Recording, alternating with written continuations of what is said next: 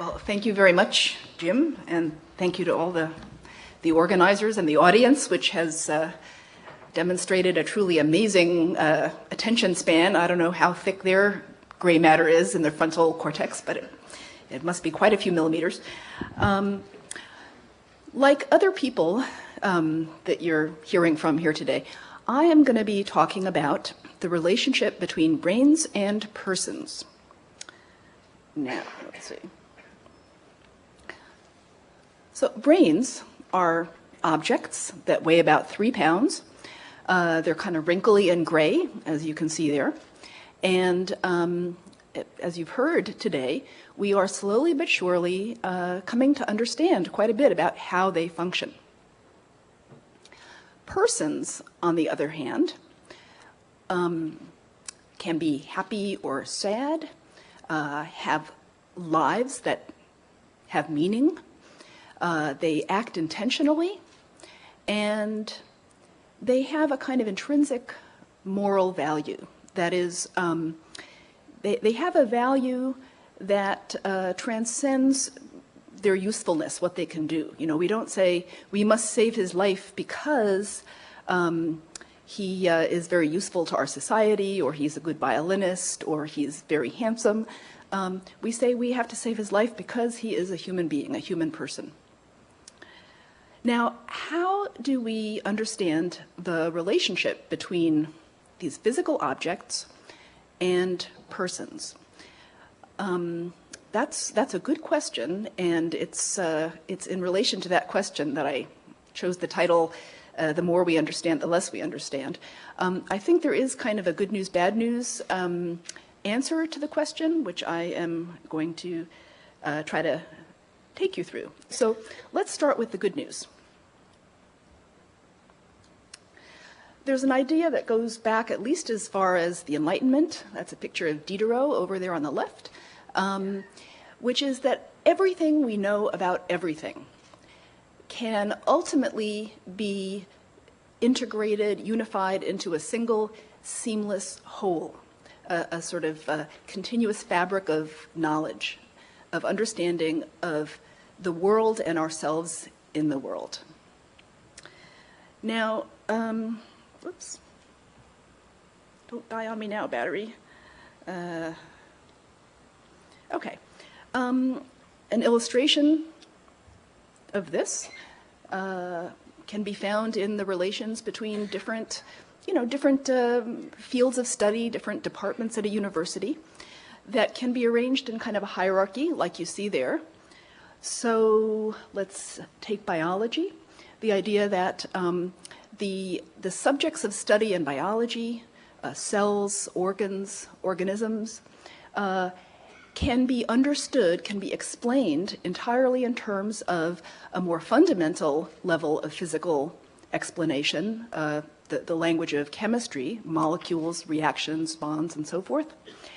And that level of explanation in turn can be further unpacked into a kind of, I think what most people think of as like the explanatory bedrock of our understanding of the world, the language of physics. Atoms, sort of the ultimate structure of matter, the nature of fundamental forces, and so forth. Now, what happens when we try to go upwards from biology, up to people, persons, to use the terminology I started with, persons and their relationships and their activities in groups? Well, there it gets a little trickier. Until recently, I think, this dream of the unity of science had not really been accomplished. In principle, I think for millennia, people have believed that the human mind could be explained in terms of the physical world. And I think that may come as a surprise to some of you. I was surprised to learn that, but I've been reading some very interesting works by theologians, specifically Nancy Murphy and Joel Green, who are biblical scholars and who have shown that in ancient Hebrew thought and in even much of the New Testament, in terms of Judeo-Christian tradition, the view of what a human person is is entirely physicalist. There is no immaterial soul in the view of many of the voices represented in those writings. So in principle, for a long time, people have been prepared to believe that the mind is ultimately part of the natural physical world. But putting a little flesh on those bones, actually explaining how it is that mental phenomena, that complex human behavior could arise from physical systems, is another story. And I'm going to just give you a little bit of personal history here to just emphasize how recently it is that neuroscientists have come to at least try to explain complex human behavior in terms of their subject of study, the brain. Oh, that's just showing that, in practice, we haven't, until recently, really integrated these two domains of study. Okay, so a little cognitive neuroscience prehistory. Not that long ago, the 1970s, when I was a graduate student at Harvard studying cognitive psychology, I heard that one of the world's greatest then living neuroanatomists, Wale Nauda, who was working at MIT then, had announced that he was teaching his neuroanatomy class for the last time. And I thought, wow, this is a great opportunity. I should go down Massachusetts Avenue and learn some neuroanatomy. So I took the cross-registration form to my advisor, and he not only refused to sign it, he scolded me. He said, "Martha, you have clearly not understood one of the basic tenets of cognitive psychology, which is that the mind is to the brain as the software is to the hardware on a computer. And just as you wouldn't get any useful insights about how a computer processes information, implements the programs that you want to run on it, by opening it up, looking at the circuit boards, testing the effects of smashing holes in it, so studying the brain is really not relevant to your work as a cognitive psychologist, as somebody who wants to understand the human mind." So this is basically this gulf, again, between social science and physical science. In principle, we believed that someday they would be unified, but in practice, it seemed science fiction. Well, fast forward to the 80s, when suddenly some of my colleagues had the audacity to begin trying to relate the brain to the mind. And I think two developments made that possible. There were conceptual advances that sort of helped us think more specifically about how mental phenomena could arise from physical mechanisms. And there were some methodological developments, including the brain imaging that you just heard about, that we all have a love-hate relationship with, that also were tremendously helpful in making cognitive neuroscience come into being. Just briefly, the conceptual advances were to recognize that human thought is fruitfully considered to be a kind of computation, but to broaden our concept of computation to include network computation where large numbers of highly interconnected, fairly simple units together process information in a parallel distributed manner. And the other important advances include brain imaging, PET, fMRI, and their cousins, recent developments in EEG, electrophysiological techniques, and also brain stimulation, like this illustration of transcranial magnetic stimulation. These stimulation techniques are very interesting from the point of view of being able to test the causal necessity of brain processes, and this is sort of echoing some of the interesting points that were just made in the previous talk. You can reversibly either activate or deactivate brain regions and see not just does this region activate when somebody's doing cognitive process X, but is this region necessary to do cognitive process X? If we take it offline by interrupting its function with a brief magnetic pulse that induces a current in that part of the brain, do we interrupt the cognitive process? So basically, with these advances, conceptual and methodological, I am proud to say my colleagues in cognitive neuroscience have made enormous progress in the last few decades. And again, I want to emphasize how recent this is and why now in the early 21st century we're having meetings like this, because suddenly it's not just, well, in principle the brain has something to do with the human mind, the human person, but in practice we can say very specifically which brain systems are responsible for which mental abilities, which mental experiences. Just to mention some of the kinds of mental systems and experiences that cognitive neuroscience now has a handle on. I don't want to, overclaim how much we understand, but it's a going concern understanding not just things like motor control, color vision, but understanding things like moral reasoning and spiritual experience, a la Andy Newberg's wonderful work. In moral reasoning, for example, the work of Josh Green has shown that we have most normal people can reason in one of two ways about the rightness or wrongness of an act, and which one they more characteristically rely on is an individual difference. Some people are more utilitarian, which means they're more apt to sort of coolly and rationally tally up the pros and cons, how many people are hurt, how many people are helped, how badly hurt, how much helped, and decide what the best thing to do is based on that. Other people, or everybody at certain times, tend to apply general principles that have a lot to do with our emotional selves, that it's just wrong to do something. There's something abhorrent about hurting or killing an innocent person. And usually the dictates of these two systems point to the same outcome, but sometimes you can have a moral quandary where your utilitarian impulse conclusion is different from your more principle-based deontological impulse. So if doing something really mean and horrible and aggressive to hurt somebody would actually save more people. Just pushing somebody in front of an oncoming trolley to stop that trolley early so that it doesn't run over 5 people, okay?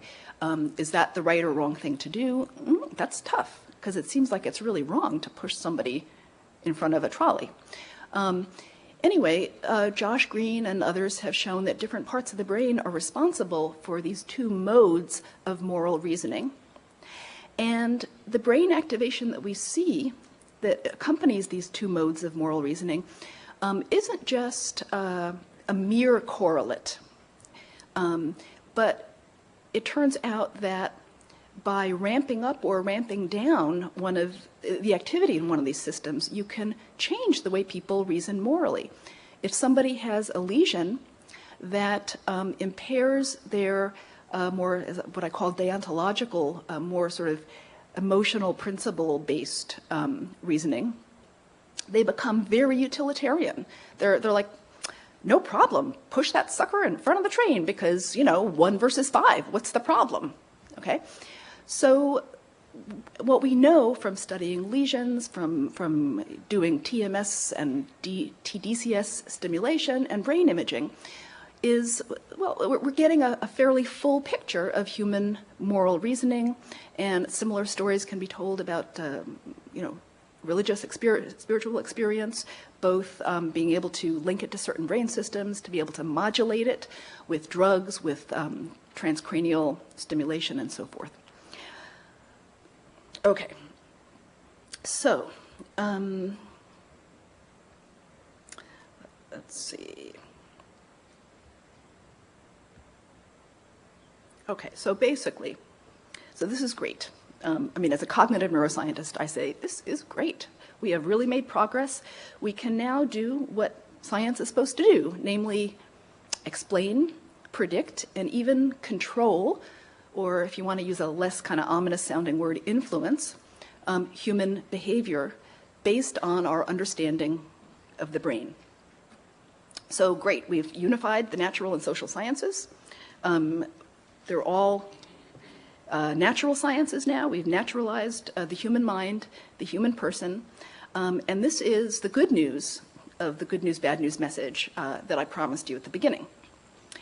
But from the point of view, okay, let me say this.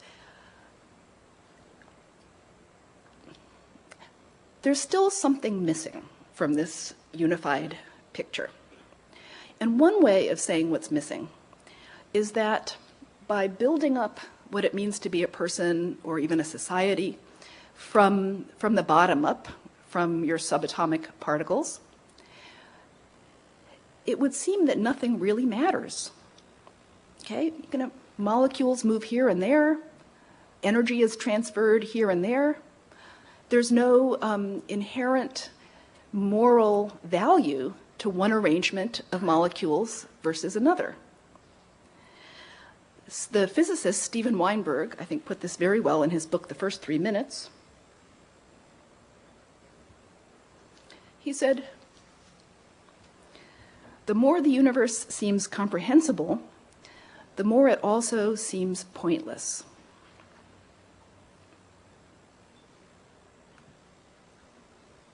Now, I'm going to just list some of the words that seem intuitively to mark some of the important attributes of the mental lives of persons, by virtue of which it does matter which molecule is where. You know, I would feel really bad if the molecules in my beloved colleague, Andy Newberg's heart just, flew across the room, right? So for just molecules, what difference does it make? And yet, from the point of view of Andy as a person, and me as a person who knows him, it does make a difference. So let me see if I put these on the slide. I'm not sure. Yes. What about meaning, moral value, free will, responsibility, consciousness? Now, some of these words are very hard to define. In fact, I think I can safely say all of these words are very hard to define. And I don't think anybody has managed to reduce them to the vocabulary of the natural world. And part of their irreducibility may come from the fact that these concepts are not well defined in their own right. I mean, if you think of reduction in science as being a little bit like translation from one language to another, going from the language of biology to the language of chemistry, the language of psychology to the language of biology, well, with translation, you can't translate a word from English into French if the English word doesn't make sense. If it doesn't have a clear meaning, how can you possibly translate it into French, right? Many philosophers have alleged that these words have a kind of incoherence to them, that they don't make sense. When we use them, we're just confused. We think we're using a word that means something, but we're not really.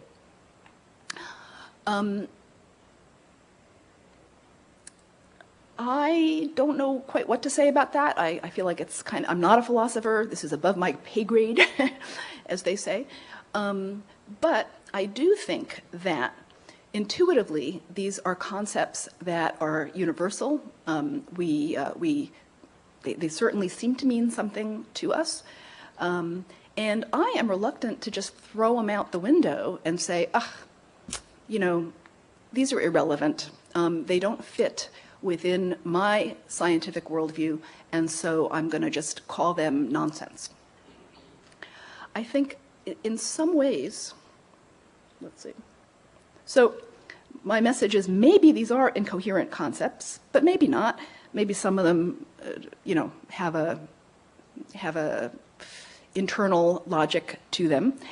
And what I think we should not do is reject them just because we have trouble at this point fitting them into our scientific frameworks. Now, interestingly, I think the very fact that science has progressed so far and has managed to unify the natural and the human sciences, at least insofar as human behavior goes, that we can explain, predict, and control. And, it would seem we can explain, predict, and control all of behavior in principle. We obviously haven't done that yet. But that has perversely, or sort of paradoxically, heightened the mystery of what a person is. So that's the bad news, and what I had in mind when I gave the title to Richard and Jim, that the more we understand, the more we don't understand. So, of course, it's always been a mystery how conscious minds and moral values, the fact that it seems like a bad thing to have Andy's, heart fly out of his chest across the room, how the moral value of that could exist in the physical universe. That has always been a mystery. But when the behaviors that arise from minds, human mind, were coming from a kind of black box, because we didn't understand anything about the mind and the brain, our ignorance of the relation between the mental and the physical processes underlying behavior was no greater than our ignorance of the physical processes themselves. It was just all a big black box. Now that we are getting fairly detailed models of the physical mechanisms that give rise to physical human behavior, and we still can't say the first thing about how these very strongly intuited concepts like consciousness, meaning, personhood fit into the picture, this failure of understanding is just much more blatant. So the final part of my talk is a sort of where to from here. Where does the science of the mind go from here, given that we have naturalized human behavior? What about personhood? I'm an optimist about neuroscience. I think we're on the road to a very complete mechanistic understanding of human behavior, and that this will increasingly affect all sectors of life, from education to politics, anything where human behavior matters, and that's most of what we do in our lives and in our professions.